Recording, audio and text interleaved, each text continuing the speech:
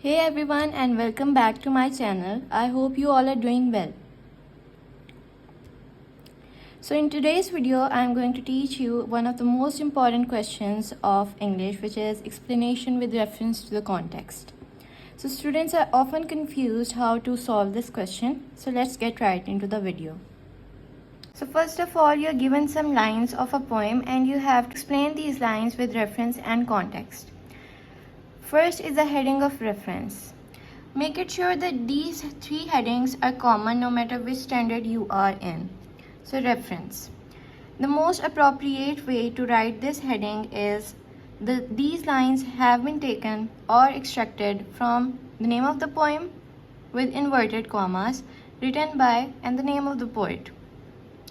Students usually do this, that they also write the name of the poet in the inverted commas, but that's wrong.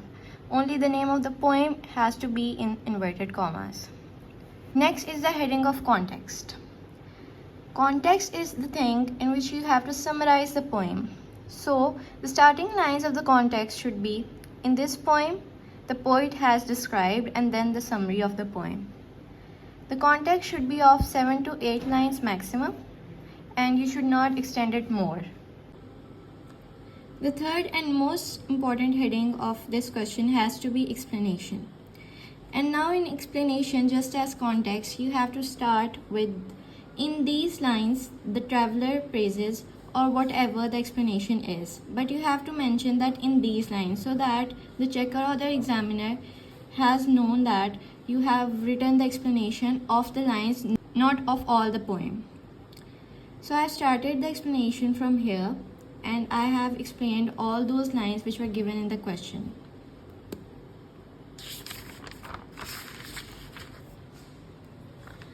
Now here I have added a quotation. This is a very confusing point for all the students because they think that quotation is not necessary. It is not necessary, but it can give a very good impression to the examiner. But writing quotations vary according to your standard. If I talk about FSC first year of Pakistani curriculum, then you can add quotations. And the number of quotations I'll tell you in the end of the video. Then I have started another paragraph in which I have indented the paragraph like this. Also for the quotation, you have to indent the quotation in the center so that it is prominented, and you have to write the quotation with some other thing. Like I was using a pointer over here, so I used a marker. The quotation should be in inverted commas. After the quotation, I have started another paragraph. In this paragraph, I have given a one-word space. This paragraph goes to the end of the page because if I write it another quotation here, that was a very big mistake because having two quotations on the same page is a mistake. Next paragraph. Similarly, one word space and the paragraph begins here, ends here. Now this is the second quotation I have added in the explanation. This quotation is also indented in the center with inverted commas. Last but not the least, the very important part of the explanation has to be the conclusion. In this conclusion, you have to start with these concluding words, which is in short, in conclusion, therefore, in the end. You can use any. In these lines, what you have to write, you have to praise the writer or the poet for the content of their message.